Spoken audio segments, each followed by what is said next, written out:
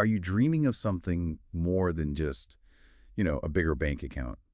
Do you ever feel sort of trapped in that endless cycle, the traditional 9 to 5, constantly overwhelmed maybe by just a flood of information and really yearning for true freedom? What if we told you there's a kind of shortcut, a way to get incredibly well informed about escaping that very trap and, well, truly designing your ideal life? That's exactly what this deep dive is all about today. It's really custom tailored for you, the aspiring entrepreneur, or maybe even the experienced one who's looking for a pretty radical shift.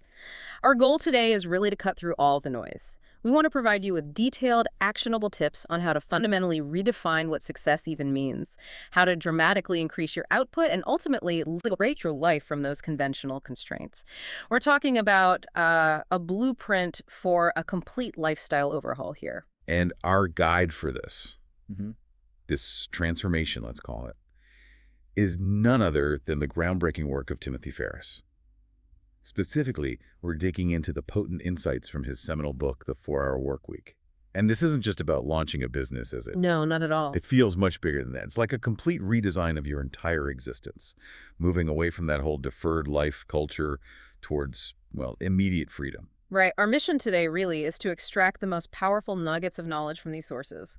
We want to help you understand what's truly important in crafting a life that's profitable, yes, but also autonomous and profoundly fulfilling. Prepare for some genuine aha moments, we think. Moments that won't just surprise you, but will actually shortcut your path to becoming truly well-informed in this new entrepreneurial landscape. Yeah. Where time and location independence, those are the ultimate currencies. Okay, so we're going to dive deep into this powerful framework. It's the DEAL acronym, right? That's our roadmap. That's the one. DEAL.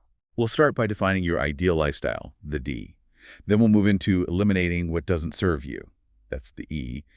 Then A for automating your income streams. And finally, L for liberating your time and location. Sound good? Sounds like a plan. Let's jump in. All right, first up, defining.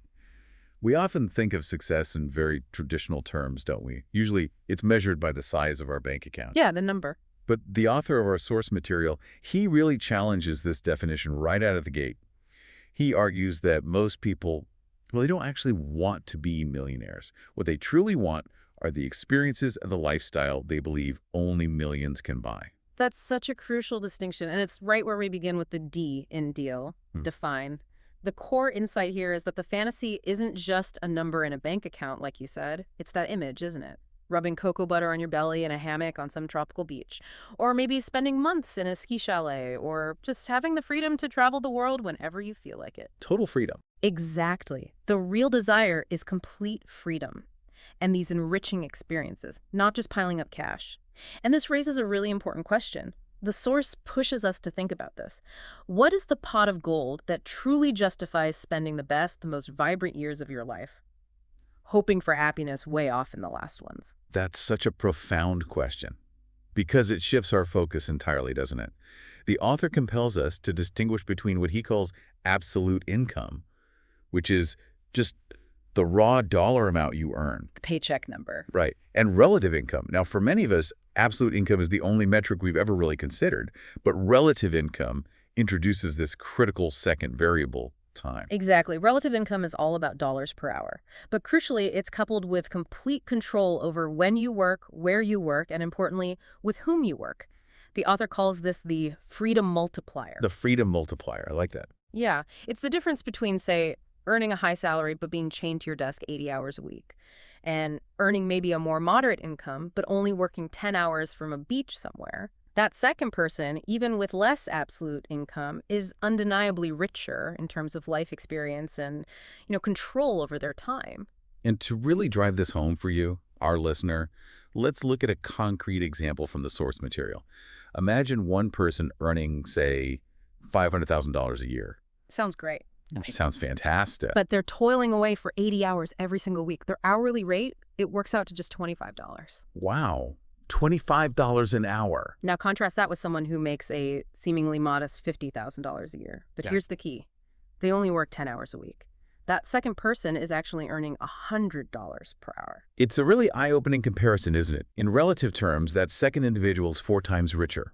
So true wealth isn't just about the sheer quantity of dollars, it's about the output your money buys in terms of freedom, flexibility, and control over your time and life. It's about living your dreams now, not deferring them until some distant, maybe uncertain retirement.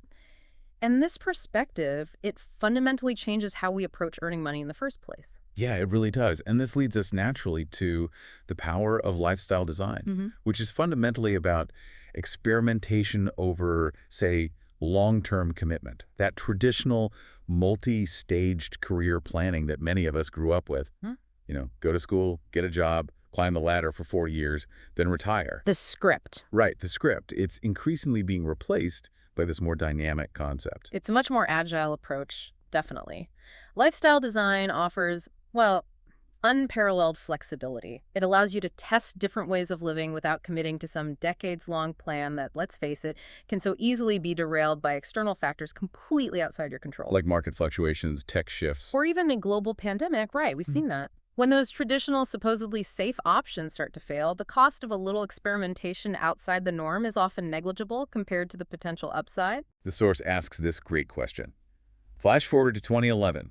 Is a job interviewer asking about that unusual gap year.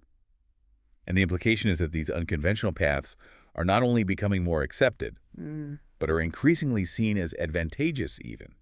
An unusual gap year or a period of self-employment can demonstrate initiative, adaptability, maybe a broader perspective that employers actually value now. Yeah, it shows you can pivot. Exactly. It's about being able to pivot and learn, which is incredibly valuable in today's rapidly changing world. And the author's own journey with his sports supplement company, Brain Quicken, provides a really powerful illustration of this shift in thinking.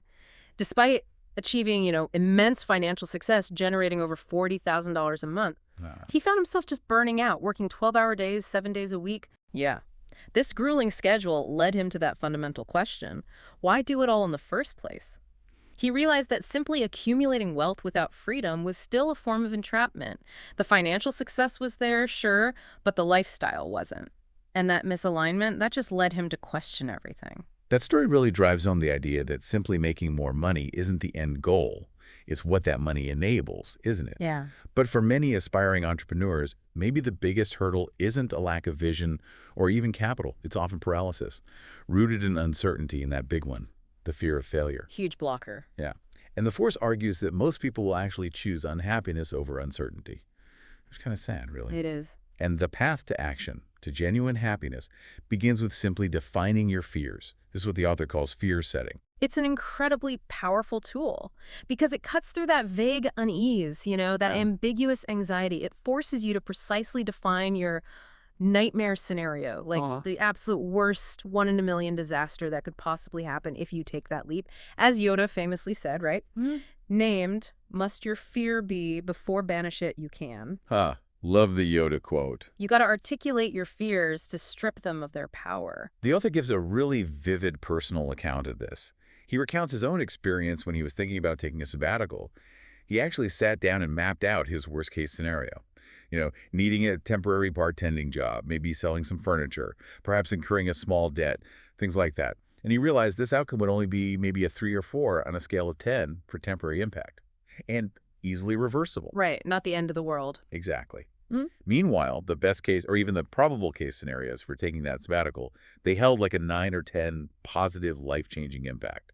And that just demonstrates that fears, once you quantify them, once you bring them into the light, are often far less daunting and far more reversible than our imaginations lead us to believe. They transform from these insurmountable obstacles into, minor inconveniences or temporary detours on the journey. The exercise isn't about dismissing fears, of course. It's about analyzing them rationally and realizing their actual impact is often far less catastrophic than we anticipate. So we challenge you, our listener, to genuinely ask yourself this. How has being realistic or maybe responsible actually kept you from the life you genuinely want? Or perhaps even more powerfully, what would happen if I did the opposite of what the people around me are doing? Ooh, that's a good one. Yeah. What will I truly sacrifice if I continue on this current track for another 5, 10, or even 20 years? These questions, they can unlock some profound insights and really serve as a powerful catalyst for change. Okay, now here's where it gets really interesting and maybe a bit counterintuitive. The idea that unrealistic goals are actually easier to achieve. That kind of flies in the face of conventional wisdom, doesn't it? It absolutely does. And it's a concept that can truly liberate your thinking. The source basically states that aiming for unreasonable or unrealistic goals paradoxically makes them easier to achieve than mediocre ones. Easier. How so? Well, the reason is pretty simple. The competition is fiercest for those realistic goals because the vast majority of people, like 99%, are convinced they're incapable of great things, so they naturally aim low. Less competition at the top. Exactly. It truly is lonely at the top. Our source gives some fantastic example to drive this home. Like, it is easier to raise $1 million than it is $100,000. Right. It is easier to pick up the one perfect 10 in the bar than the 5 8s. This is because an unusually large, audacious goal acts as a kind of adrenaline infusion. It provides the endurance and motivation needed to overcome the inevitable trials and tribulations. Yeah. Mediocre goals, on the other hand, rarely ignite that kind of drive. And this connects directly to your motivation, right? If your potential payoff is just mediocre or average, then your effort will likely be mediocre as well. It just makes sense. But a grand dream, like that catamaran trip through the Greek islands he mentions, that will fuel you to run through walls, to overcome significant obstacles, work through countless setbacks. But a realistic weekend trip to maybe a less inspiring destination might not even inspire you to jump the smallest hurdle. Makes sense. So don't underestimate yourself. You are far better and far more capable of achieving extraordinary things than you probably think. Aiming high actually reduces competition and supercharges your commitment. Okay, we spent some good time now really digging into what success could look like for us, defining that ideal lifestyle. But often the biggest barrier to actually achieving that isn't lack of vision. It's simply getting bogged down by everything that doesn't serve that vision. Oh, the clutter. Exactly. Which brings us perfectly to the E in deal, eliminate. We're kicking this section off by focusing on productivity, not just busyness. And how the 80-20 rule and Parkinson's law are like your secret weapons here. Yeah, and the author doesn't mince words on this. He states that being busy is a form of laziness, lazy thinking, and indiscriminate action. Ouch. That's direct. It is. It's a profound statement, really challenging that ingrained belief that constantly working is inherently good. The ultimate goal isn't merely to work more hours. It's to work effectively and produce meaningful results that actually align with your defined lifestyle. And this is precisely where two powerful principles intersect. The 80-20 principle, also known as Pareto's law, and Parkinson's law. The 80-20 principle, just quickly for anyone unfamiliar, it basically suggests that roughly 80% of your desired results will come from just 20% of your efforts. Think about it. 80% of customer complaints probably come from 20% of customers. Or 80% of your sales from 20% of your products, Right. So the profound implication is to ruthlessly identify those important few tasks that yield the most impact. And conversely, to ignore or drastically reduce time spent on the trivial many that contribute very little. A perfect illustration comes from the author's own company, Brain Quicken. He realized that a staggering 95% of his revenue was generated by just 5 out of 120 wholesale customers. 95% from 5 customers. Wow. Yeah, and he was spending like 98% of his time chasing the unproductive remainder, solving their minor issues, trying to upsell them. So he stopped contact with 95% of these customers and even fired the problematic 2% who were high maintenance and low profit. He fired Tesla? He did. And his management time. It plummeted from 5-10 hours a week down to just 1 hour a month, with no negative effect on income. All the problems and complaints had come from that unproductive majority. That's incredible. It really highlights the leverage of the 80-20 rule. Simplifying your focus can dramatically increase efficiency and free up so much time. Okay, and then we have Parkinson's law, which states that tasks will expand in perceived importance and complexity. In direct relation to the time allotted for their completion. Yeah, right. So if you give yourself 24 hours to complete a project, that time pressure forces you to focus on the bare essentials and just get it done, execute. But if you give yourself a week for the same task, it magically becomes 6 days of making a mountain out of a molehill. The shorter deadline often results in equal or even higher quality because you're so focused you have no choice but to be efficient. And the synergy between these two laws, that's where the magic truly happens. The best solution is to use both together.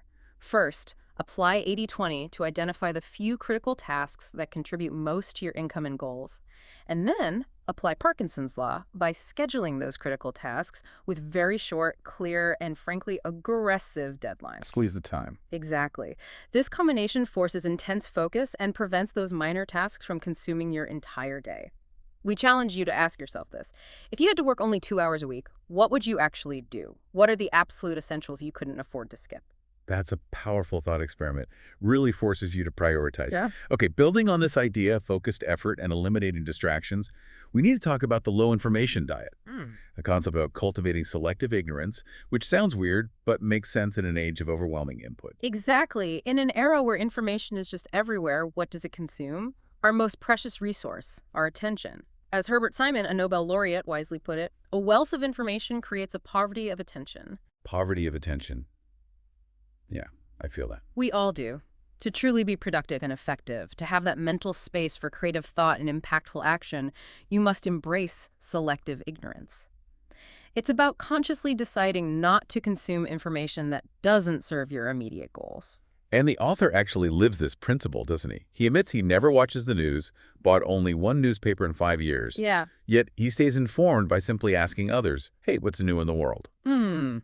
Most of the information we consume, he argues, is time-consuming, overwhelmingly negative, often irrelevant to our actual goals, and completely outside our sphere of influence anyway. Right. He effectively lets others synthesize hundreds of hours of media for him, turns his friends into personal information assistants, saving himself valuable time and mental energy. So, okay, what's the actionable advice here for listeners? Well, we suggest you try going on an immediate 1-week media fast. Just try it. Replace the time you'd spend scrolling social media, reading newspapers, watching endless news feeds. Replace it with meaningful conversations or focus learning towards a specific goal you have. Maybe limit your news consumption to, say, a maximum of 5 minutes at lunch, and stop as soon as you realize it doesn't actually affect your actions or decisions. Be ruthless about it. Absolutely. Use browser tools like LeechBlock or Freedom to block distracting websites during your designated work periods. The fundamental point is clear. Increased output necessitates decreased input. It's about reclaiming your attention and your mental bandwidth. That makes a lot of sense. So if we're actively reducing input, what about the other side of that coin? What should we be actively stopping ourselves from doing?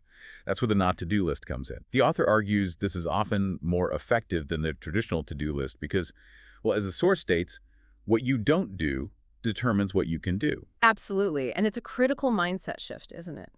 Instead of constantly adding more tasks to an already overflowing plate, the real leverage comes from strategically removing activities that drain our energy, time, and focus without contributing significantly to our goals.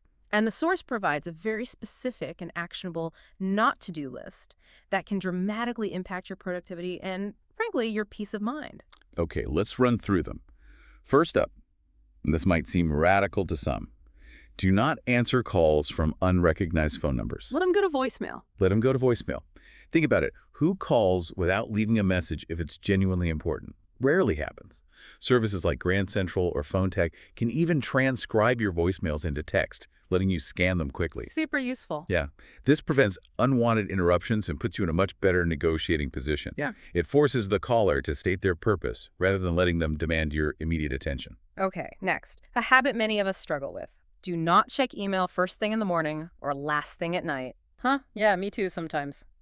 Checking it first thing totally scrambles your priorities and plans for the day because you immediately start reacting to other people's agendas.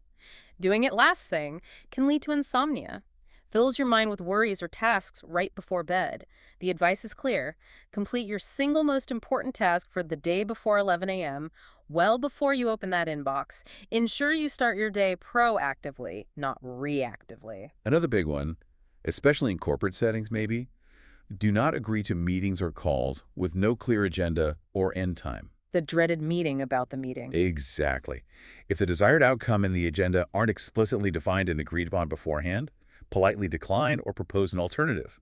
No meeting, the author insists, should last more than 30 minutes unless absolutely necessary and clearly structured. Be assertive about it. Yeah. Cite other commitments or, if it's truly unnecessary, offer to solve the issue via email or a quick call. Save everyone valuable time. And, related to that, do not let people ramble. Learn to get straight to the point. Instead of asking that open-ended, how's it going? Try, what's up? Or maybe I'm in the middle of something, but what's going on? Or even, what specifically can I help you with? Exactly. This trains others to be concise and respects your time. It's really about setting boundaries and valuing your own attention. This one is huge for so many people in our always connected world. Do not check email constantly. The author vividly calls constant checking a cocaine pellet dispenser, a continuous dopamine hit that constantly distracts you from real deep work. It's addictive. Totally. Instead, batch your email checks. Yeah. Set specific times, maybe twice daily, like 11 a.m. and 3 p.m. Use an autoresponder to manage expectations. Let people know you'll respond during those times. This decreased focused input is absolutely vital for increased meaningful output. Okay, this next one can be tough, but it's incredibly important. Avoid poisonous people. The source says, you are the average of the 5 people you associate with most. That's a well-known idea. If someone isn't actively making you stronger, smarter, or more optimistic, they're likely making you weaker, draining you. This might hurt initially, yeah, but removing pessimistic, unambitious, or just disorganized people from your inner circle is crucial for your own growth and mindset. Protecting your energy. Exactly. Removing the splinters that hinder your progress. Next, and this is a common trap, I think, do not multitask. Oh, yeah, the myth of multitasking. Right. Multitasking is often just a symptom of task creep, doing more things at once to feel productive while actually accomplishing less, Yeah. and often with lower quality. Divided attention. Yeah. The advice is to focus on 1 or 2 primary goals per day and complete them from start to finish without distraction. Give your full attention to one thing at a time. And finally, on the not-to-do list, do not expect work to fill a void that non-work relationships and activities should. Work is not your entire life. Your coworkers shouldn't be your only friends. That's a big one. It is. Schedule your personal life, your hobbies, your relationships, your self-care, and defend those commitments just as fiercely as you would an important business meeting. Don't rely on work to fulfill non-work needs. Force yourself to complete critical tasks within tight hours to avoid falling into that work for work's sake trap. Ensure you have a fulfilling life outside of your professional endeavors. Okay, so if we're eliminating distractions, saying no to what doesn't serve us, we also need to develop a certain assertiveness. Yeah. Right. The author talks about the power of asking for forgiveness, not permission, and being difficult when it counts. This sounds a bit rebellious. It is, maybe. And it's a core philosophy for the new rich because it leverages human psychology. If an action isn't going to completely devastate those around you or cause, irreversible damage, the advice is pretty clear. Try it and then justify it. People often deny things emotionally beforehand, mainly due to fear of change, but they can learn to accept them after the fact, especially if the results turn out positive and the sky didn't actually fall. That's a fascinating insight. It suggests that most people are quick to stop you before you start. Yeah, the default is no. But they are surprisingly hesitant to get in the way once you're already moving and demonstrating success. The underlying advice seems to be, get good at being a troublemaker and saying sorry when you really screw up. It's about calculated risk-taking, not just being reckless. The author provides a great personal example from his college days. If he received less than an A on a paper, he would spend 2-3 hours in the grader's office hours, exhaustively asking questions until the grader was just worn out. Persistent. Very. This tactic had 2 benefits. First, he learned exactly how his work was evaluated, ensuring he understood the criteria. And second, it ensured future grades were considered more carefully because the grader knew he'd come knocking again if it wasn't an A. This proactive assertiveness saved him countless hours of rewrites and frustration in the long run. And in a business context, this assertiveness can be a massive liberator of time and resources. The source gives an example of empowering customer service reps to resolve issues under, say, $100 without needing consultation. Trusting the team. Exactly. This dramatically reduced emails from 200 per day down to fewer than 20 per week. Wow, that's huge. Yeah, that saved over 100 hours a month, improved customer satisfaction because issues were resolved quickly, and even reduced returns because customers felt heard. The takeaway seems to be people are smarter than you think. Give them a chance to prove themselves. Yeah. This is about pushing responsibility down, trusting your team, and being assertive about what truly needs your personal attention. Okay, we've covered defining our ideal lifestyle and ruthlessly eliminating what doesn't serve it. So D and E are done. Now we're moving on to the A in deal, automate. This section is all about building systems that work for you, not the other way around. Let's start with outsourcing your life, specifically through virtual assistants or VAs for both business and personal tasks. This is really about stepping away from the daily grind, isn't it? Becoming, as the author says, a commander instead of the commanded. The premise is simple. You can delegate time-consuming, well-defined tasks to virtual assistants, often based overseas, to handle everything from administrative work to personal errands. And this isn't just for big businesses. It's a strategy for individuals to gain significant leverage over their time. And our source has a fantastic anecdote from A.J. Jacobs, the editor-at-large at Esquire magazine. He famously outsourced a wide array of tasks, didn't he? He did. Things like research for Esquire's Sexiest Woman Alive profile, managing his calendar, even paying his bills and making vacation reservations, all to VAs in Bangalore, India. And he found them incredibly efficient, organized, and polite. He experienced that strange but utterly great feeling of things just getting done while he slept. Imagine waking up to a completed research project or a fully planned vacation. That sounds amazing. The practicalities are pretty compelling, too. Overseas VAs, particularly from countries like India or China, can cost between $4 and $15 per hour. It makes them incredibly cost-effective. $4 an hour. Yeah, depending on the task and skill level. And the significant time difference also means you can assign tasks at the end of your day and wake up to completed work the next morning.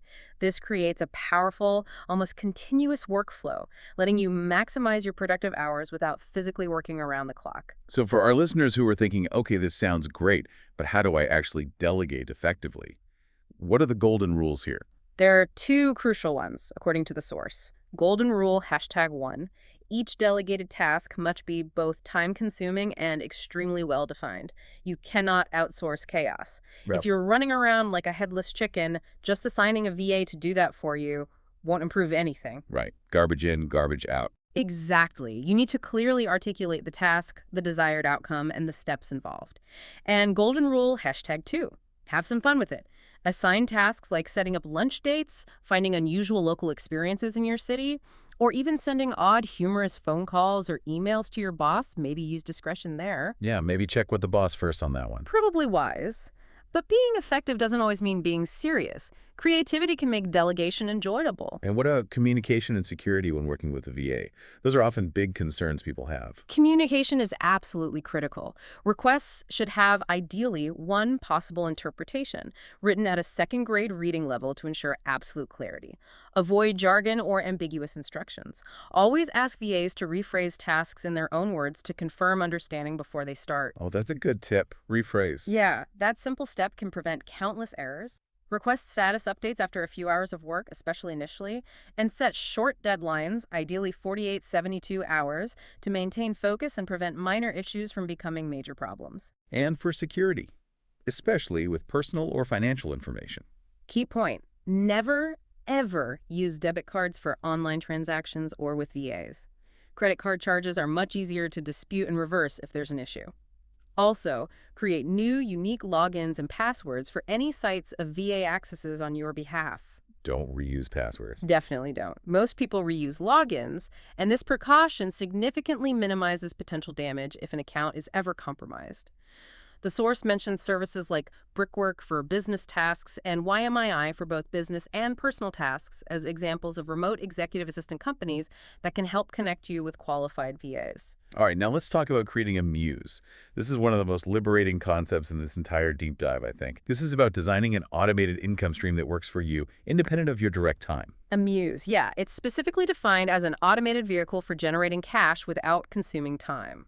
The fundamental goal here is to own a business, not to run it day to day. Own it, don't run it. Exactly. This means meticulously removing yourself from the day-to-day operations as much as humanly possible.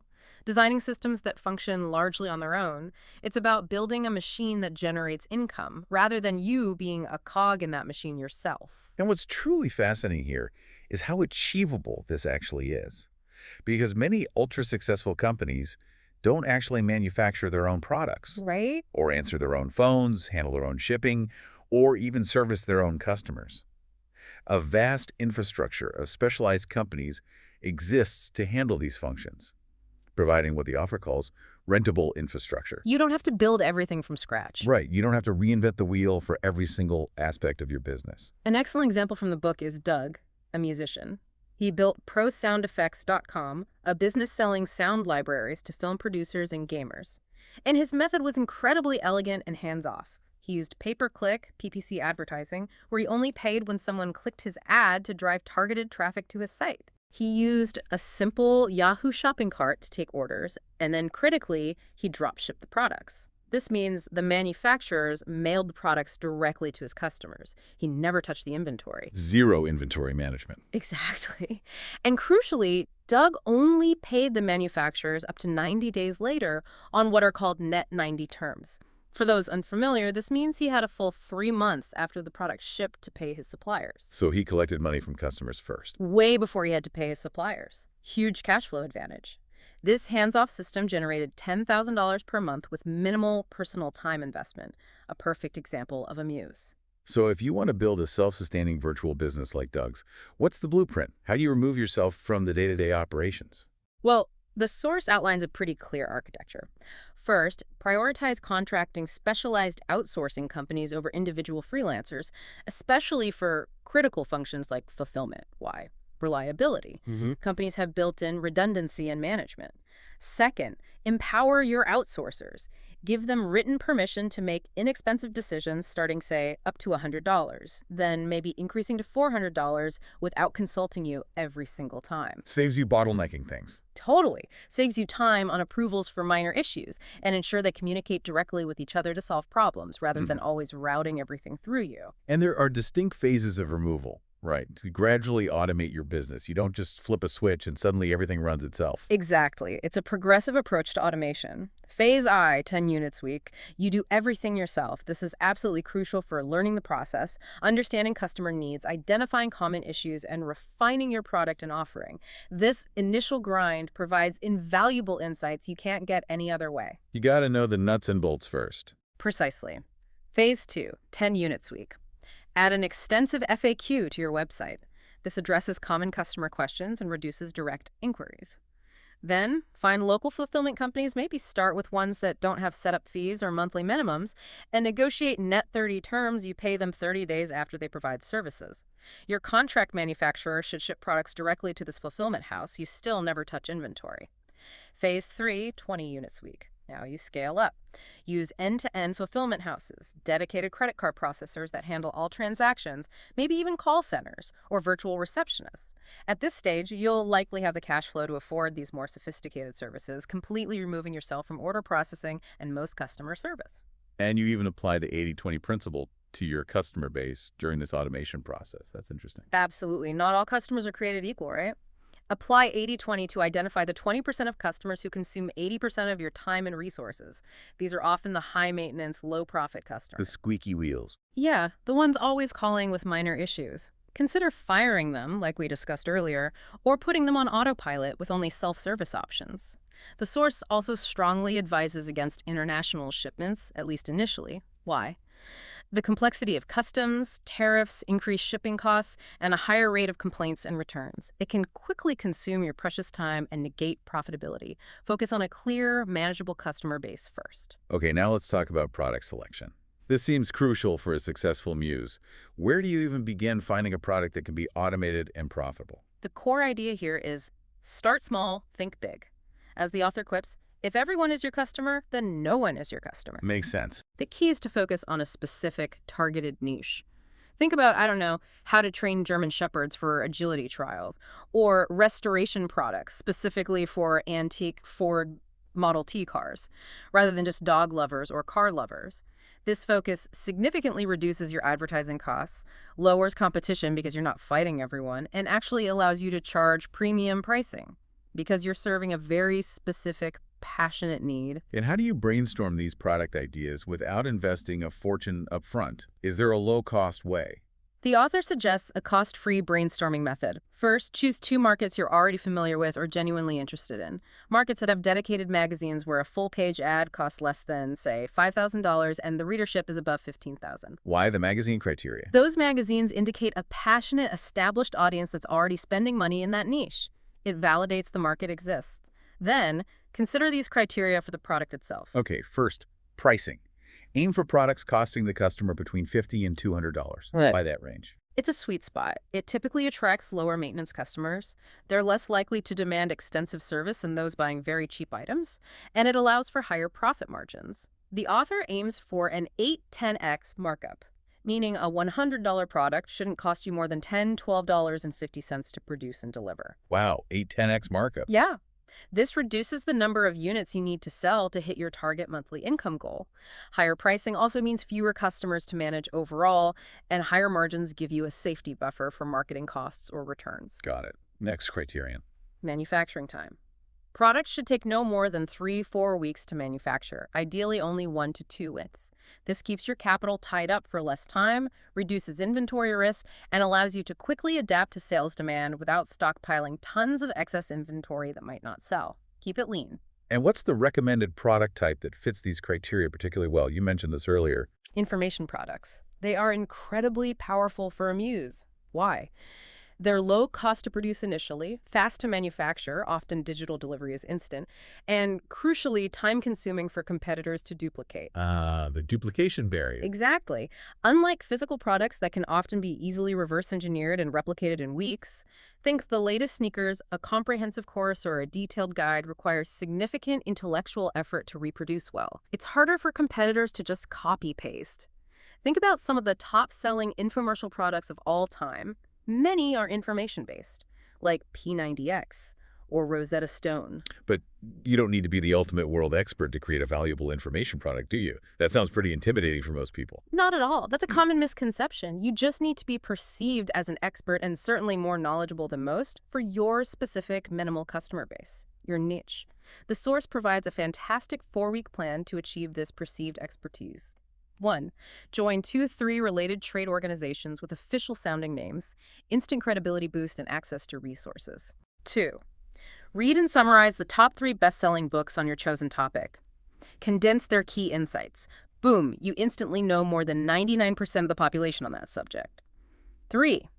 Give free 1 3-hour seminars at a local university, community college, or even local companies. Record these seminars, that becomes your content. Giving a seminar positions you as an expert and forces you to organize your knowledge clearly. Smart. Kill 2 birds with 1 stone. Exactly. 4. Optional but recommended. Write articles for trade magazines citing your seminars and the new organizations you've joined. This further cements your expert status. And 5. Join services like ProfNet or HARO, help a reporter out, to respond to journalist queries and get quoted in articles or media. This positions you as an expert without needing years of formal training. This whole process positions you as a credible authority surprisingly quickly. Okay, so you've brainstormed a product idea, maybe even outlined your first information product using that method. How do you know if it's actually going to sell? Before you invest heavily in manufacturing or creating the full course, that brings us to micro-testing your products. Yes, this is such a critical step. It completely bypasses traditional risk. Micro-testing involves using inexpensive advertisements to gauge consumer response to a product prior to any significant investment in manufacturing, content creation, or inventory. In the pre-internet era, this was done with things like classified ads and recorded phone messages. Now, the internet offers far superior, faster, and cheaper tools for this validation. Tell us about the internet method using Google AdWords. This sounds like a real game changer for new entrepreneurs. It absolutely is. You can test product ideas and validate market interest in as little as 5 days for maybe $500 or less using Google AdWords, which, again, is a pay-per-click PPC advertising platform. Right, pay-per-click. Yeah. For those new to PPC, it simply means you bid on specific keywords related to your product, and your ad appears when someone searches for those terms. You only pay a small fee each time someone clicks on your ad. The process involves several steps. 1. Define differentiators. Clearly identify what makes your product unique. What specific problems does it solve better than competitors? For instance, instead of just yoga DVD, maybe it's yoga specifically for rock climbers, a niche solution. 2. Create a one-page ad sign-up site. Design a simple web page, maybe 300, 600 words, compelling testimonials, clear benefits. You can use dry testing here, offer a free top 10 tips list, or a sample chapter in exchange for an email address. You then count those email signups as hypothetical orders. This gauges genuine interest without you having to actually sell anything yet. 3. Launch PPC campaigns. Set up Google AdWords campaigns with 5,100 highly targeted search terms. Set a daily budget, say $50 a day to start. Crucially, your ad copy should focus directly on those differentiators you defined. The goal is qualified traffic, so avoid tricking prospects with vague promises. You want people who are genuinely interested in what you're offering clicking that ad. Okay, and once those campaigns are running, how do you evaluate the results? How do you decide if you actually have a viable product based on these microtests? You meticulously track key metrics, things like click-through rates, how many people see your ad versus how many click it, email signups, if you're doing dry testing, and page abandonment rates, where do people leave your site? For example, if lots of visitors click your ad but then bail on the pricing page, that's a clear signal. You might need to adjust your offer, strengthen your guarantee, or maybe even reconsider your price point. Data tells this story. Exactly. The source gives an example of Sherwood, who was selling niche t-shirts. Initial testing showed low conversions on his pricing page, so he retested with a much more compelling 2x money-back guarantee, and boom, sales significantly increased. Johanna tested her yoga for rock climbing DVD idea using email signups for a free preview. She found strong hypothetical profits, indicating a viable product before she even filmed anything. That's incredibly smart. And the source mentions tools like Weebly or WordPress.com for building these simple test websites easily, Wufoo for creating sign-up forms, Google AdWords for the PPC ads, obviously, and Google Website Optimizer for A/B, testing different headlines or calls to action. This allows you to quickly iterate and refine your product and offer based on real market feedback, all before committing significant capital. Exactly. This iterative, data-driven approach dramatically reduces risk. It helps you launch products that the market actually wants rather than just guessing and hoping for the best. It's about letting the market tell you what it needs before you build it. Okay, finally, within this automation section, we have the power of guarantees. The source argues that the standard 30-day money-back guarantee, well, it just isn't cutting it anymore. It's become a baseline expectation, not a real differentiator. That's absolutely right. The new RISH leverage what are called lose-win guarantees and risk reversal techniques as core sales tools. These guarantees don't merely remove risk for the consumer, they actually put the company itself at significant financial risk, potentially. Sounds risky. It might seem counterintuitive or even reckless, but the author insists it works beautifully if your product truly delivers. Why? Because, he notes, most people are fundamentally honest. They'll only ask for a refund if they genuinely feel the product didn't work for them. This level of confidence signals immense quality. There are some incredible, almost legendary examples of this, aren't there? Domino's Pizza built its entire early business on that guarantee. Delivered in 30 minutes or less, or it's free. Classic. Cialis, the pharmaceutical product, boldly offered to pay for a competitor's brand if theirs didn't work. Wow. The Caleb anti-theft device for cars offered to pay $500 of your insurance deductible if your car was stolen while using their product. And the author's own Body QAQK product pushed this even further. They offered a 110% guaranteed to work within 60 minutes refund. 110%. Yeah. This meant if customers weren't satisfied, they'd receive 10% more than they originally paid. This level of confidence is just a powerful sales proposition, and it challenges you, the listener, to think. Can you offer a 60-day, 90-day, or maybe even a 365-day guarantee? The goal is to be so confident in your product that you make it profitable for the customer, even if it fails for them. This extreme risk reversal dramatically increases sales and customer trust. It turns skeptical prospects into loyal customers. All right, we've navigated through D, define, E, eliminate, and A, automate. We've defined our ideal lifestyle, ruthlessly eliminated the unnecessary, and designed automated income streams. Now it's time for the final L in deal, liberate. This is the path to ultimate freedom, allowing you to actually enjoy the fruits of your labor. Let's start with the crucial step for many people currently in traditional employment, negotiating remote work. Yes, this is such a vital bridge to the new rich lifestyle for those currently employed. For employees, the path often means negotiating remote work first to gain that time and location freedom. It's important to note here that the ideal order for employees is often DELA. Liberate before automate. Why L before A for employees? Because of the inherent expectations and constraints of a traditional office environment. You really need to secure your freedom first before you can fully commit to building your muse on the side if you're still working that traditional job. You need the time and space. So how exactly do you convince your company, which might be quite resistant to the idea to let you work remotely. It's not always easy. You need to significantly increase your value to the company. Increase it to such an extent that it becomes more painful, more costly for them to fire you than to simply grant you remote work. It's all about unequivocally proving that you can produce more results, better results in less time, regardless of your physical location. Show, don't just tell them. Exactly. You don't just ask for permission based on desire, you demonstrate the clear benefit to them. The source details Sherwood's 5-step process as a powerful, proven example of how to do this systematically. Okay, tell us about Sherwood steps. This sounds like a masterclass in calculated negotiation. It truly is. Step 1, increase investment. First, get your company to invest in you. Get them to pay for additional trainings, certifications, or courses that make you demonstrably more valuable and thus harder to lose. Sherwood had his company pay for an industrial design class, making himself indispensable in a whole new area for them. Makes you stickier. Exactly. Step 2, prove increased output offsite. Pick a day or two, call in sick strategically, of course, and then double your normal work output from home. Make sure you leave a clear email trail documenting this increased productivity for your boss to notice. Use remote access software like GoToMyPC to pilot your office computer from home, making the transition seamless and proving your capability. This isn't about faking illness long term, it's about a short burst to prove you can be more productive without the office distractions. Step 3, propose a small-scale remote trial. Once you've demonstrated this increased productivity, use what the author calls the puppy dog close. Suggest working remotely for just 2 weeks, maybe just 1 or 2 days a week to start. Emphasize that the boss can veto it whenever they want, and constantly highlight your proven increased productivity. Frame it as a low-risk experiment that will benefit the company's bottom line. The puppy dog close. Yeah.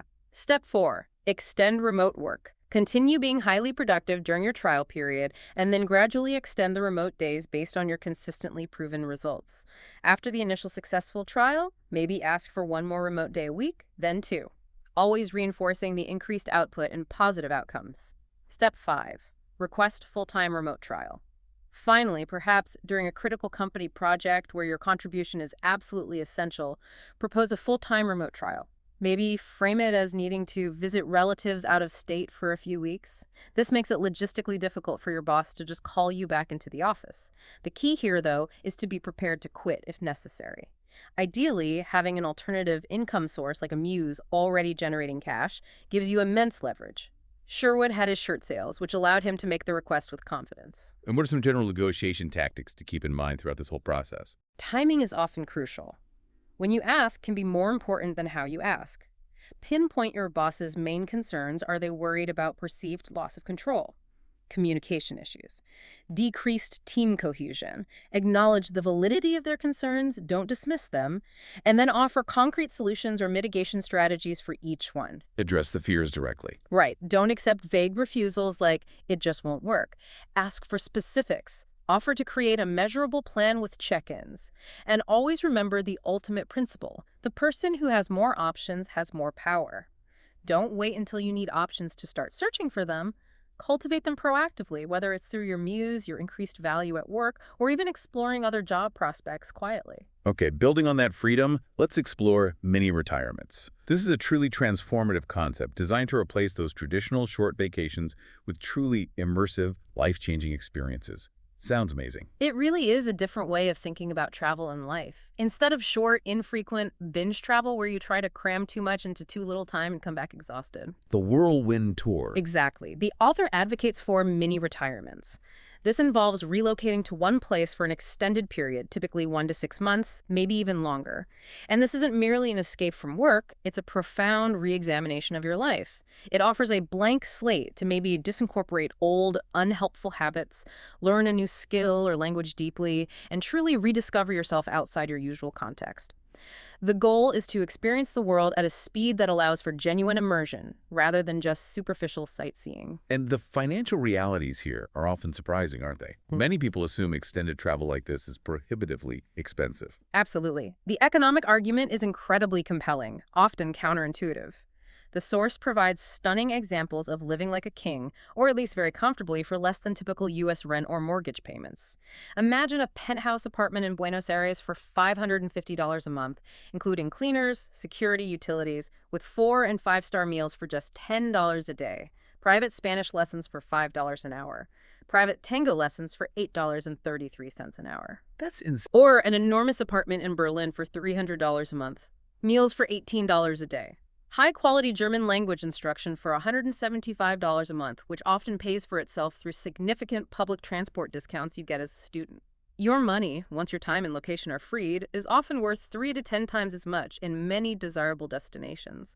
It makes a luxurious, enriching lifestyle surprisingly affordable.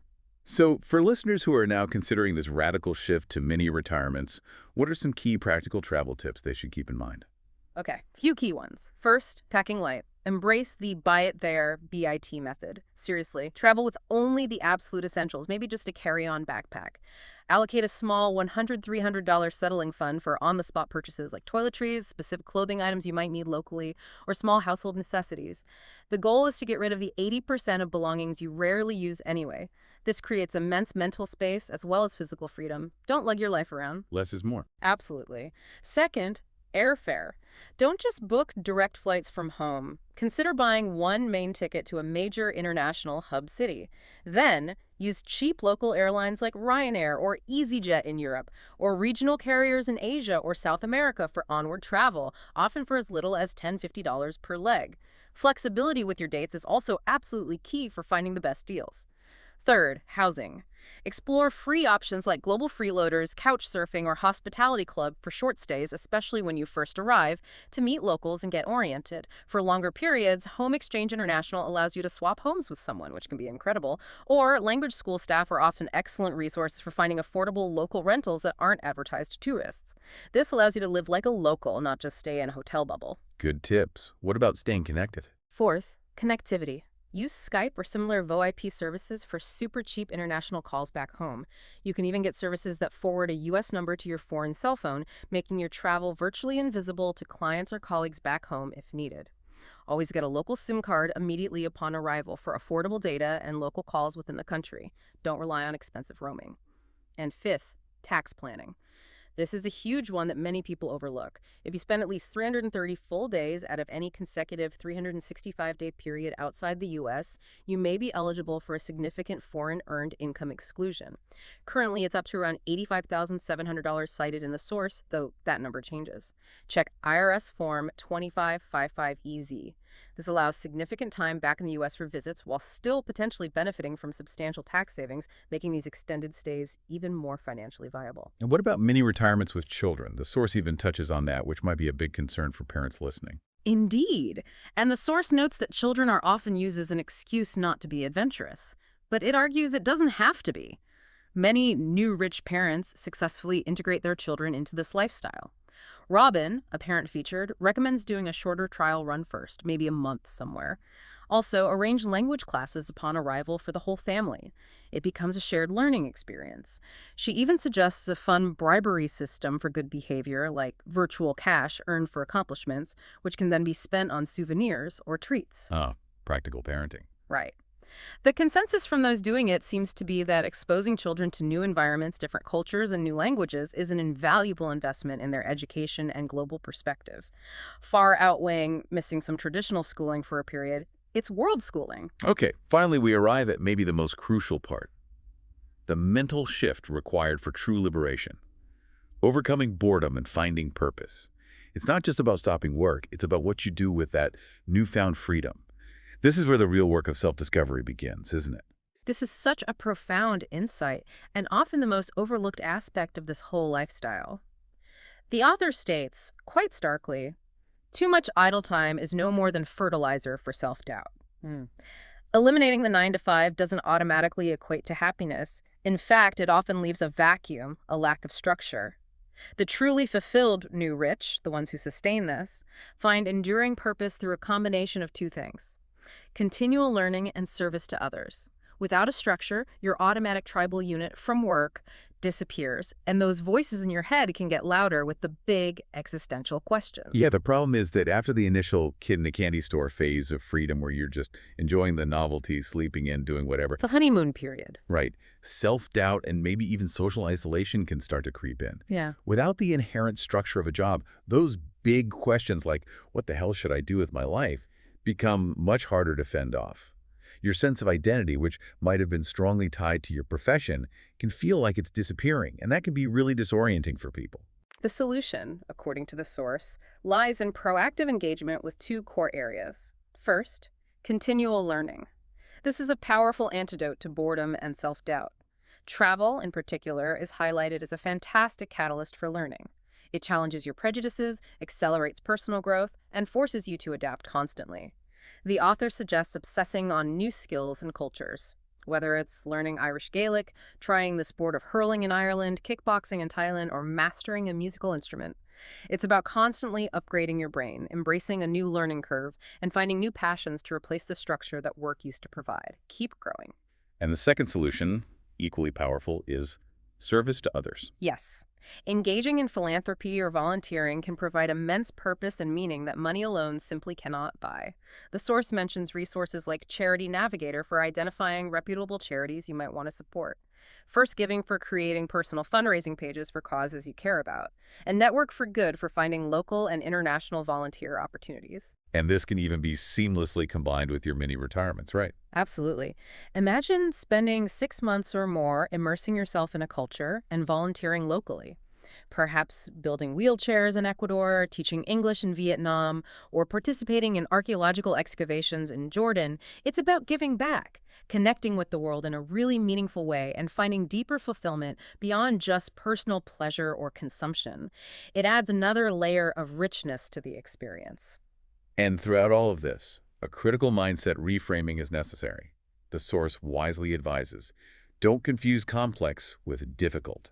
That's good. Most problems are actually quite simple in their mechanics, but they feel difficult because they are emotionally challenging to act upon. They involve fear or ego or just inertia.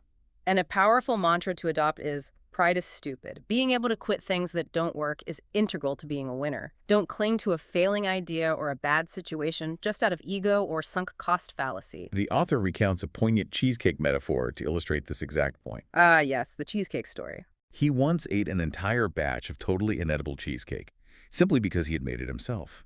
And it led to years of him actually having an aversion to cheesecake. Terrible cheesecake experience. It's a metaphor, though, right? For enduring a bad situation, maybe a job you hate, a toxic relationship, a failing business model out of fear or sloth or false pride, rather than making a courageous change. The stark reminder from the source is, the consequences of bad decisions do not get better with age. It's a powerful challenge to examine your own life and ask yourself, what cheesecake are you still eating out of obligation or fear? And what would it take to finally put down the fork? Wow, what an incredible journey we've taken today. We've gone on a true deep dive, haven't we? Redefining the entrepreneurial path with that powerful DEAL framework. D for define your ideal lifestyle. E for eliminate the unnecessary. A for automate your income. And L for liberate your time and location. And these aren't just abstract ideas or, theoretical concepts. They are detailed, actionable strategies drawn from real-world experience. They're designed to help you, the listener, break free from those traditional constraints. They really are a powerful blueprint for crafting a life of purpose, adventure, and genuine financial freedom entirely on your own terms. So the big question is, what will you do with these insights? What cheesecake are you still eating out of obligation or fear? Are you ready to name your fears, maybe embrace the unrealistic, and start taking those small, decisive steps, starting today, to carve out your own version of the new rich life, where wealth is measured not just in dollars, but in freedom, in time, and in truly meaningful experiences? We truly hope this deep dive has given you a powerful blueprint to start crafting your ideal lifestyle, a life of intentional design rather than just default. Until next time, keep exploring, keep learning, and keep asking those important questions that challenge the status quo.